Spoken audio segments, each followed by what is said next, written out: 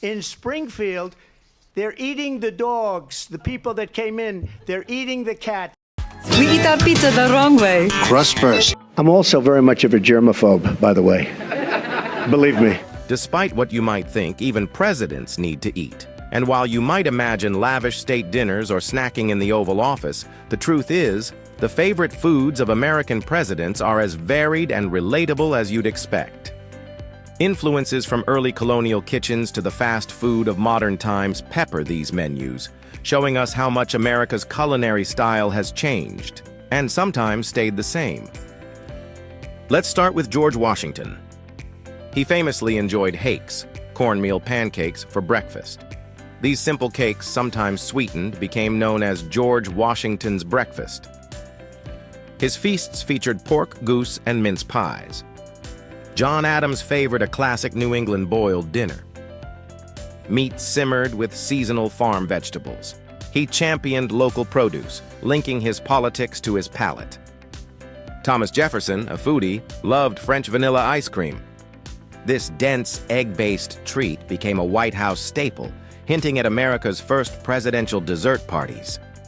James Madison's favorite was smoked Virginia ham, an iconic choice for a Virginia native. By championing a local specialty, Madison secured the dish's place in the national spotlight. The hickory-smoked, savory slices still speak to classic Southern cuisine, a tradition that's hard to argue with. Not to be outdone, Monroe, a fellow Virginian, preferred spoon bread, a soft, custardy cornmeal dish baked in the oven rather than boiled. Legend has it he first tried the oven-baked version by accident, loved how spoonable it was, and made sure this comfort food was never far from his table again. Some presidents had more pared-down tastes. John Quincy Adams happily subsisted on the literal fruits of his labor, often touting the apples, plums, and peaches grown in his own garden. Talk about farm to table. Adams was harvesting before it was cool. But from there, things get a bit fancier. Andrew Jackson, the 7th president, was partial to beef tenderloin, but what made his favorite meal special was the Jezebel sauce, a unique, sweet, and spicy blend of apples, pineapples, and black pepper poured over steak. It was a flavor combination ahead of its time, and only Jackson seemed bold enough to champion it. Martin Van Buren, after a trip to England, came back obsessed with boar's head, which quickly became a staple at his Christmas feasts. Picture a grand dining hall, a roasted boar's head at the center, straight out of legend or cartoon, yet very much a reality in the White House. Not everyone required such spectacle.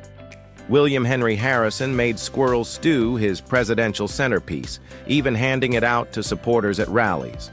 It's a dish few would dare request today, but in the 1800s it earned serious popularity, enough for campaign trail giveaways.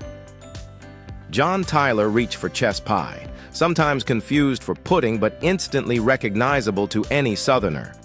Rich, golden, sweet, and lightly caramelized, this pie was his favorite means of coping with job stress. A few presidents were creatures of habit. James K. Polk was so committed to ham and cornbread that he reportedly turned down fancier breakfast options in New Orleans, sticking steadfastly to his favorite pairing.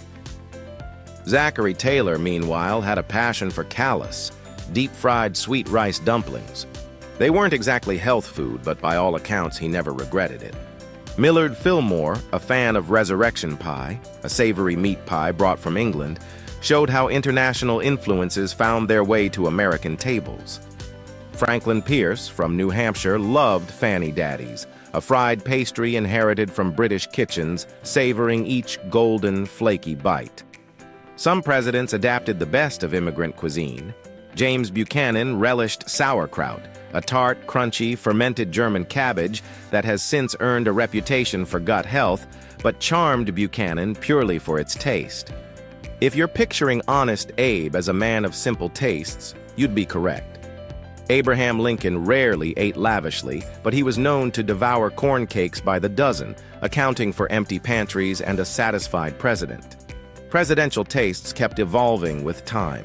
Ulysses S. Grant loved his daily rice pudding, Rutherford B. Hayes filled the White House menu almost exclusively with anything corn-based. Cobs, soup, fritters, you name it. Chester A. Arthur dined on turtle steak, and Grover Cleveland remained loyal to corned beef and cabbage. The tradition of comfort food continued. Theodore Roosevelt with fried chicken and white gravy, William Howard Taft with a 12-ounce steak daily, a meal fit for a giant, and Woodrow Wilson with endless variations of Virginia ham. Closer to our era, the menu reads like a travelogue of American favorites. Franklin Roosevelt's grilled cheese, Harry Truman's cornbread and sorghum, Eisenhower's beef stew, Kennedy's fish chowder, Johnson's Texas barbecue. Nixon, cottage cheese. Simple, straight to the point. Who could forget Ronald Reagan and his jelly beans, a fixture on his desk, or Barack Obama's homemade chili, recipe closely guarded? In recent years, Bill Clinton's love for chicken enchiladas and Joe Biden's well-known devotion to ice cream have proved that presidential palates are as relatable as ever. So whether it's ham and cornmeal from the country's birth or a filet-o-fish via the drive-thru, the dining habits of America's leaders show us just how much and how little has changed at tables across the nation. If you enjoyed this culinary trip through history, like the video and subscribe for more stories from the kitchen and beyond.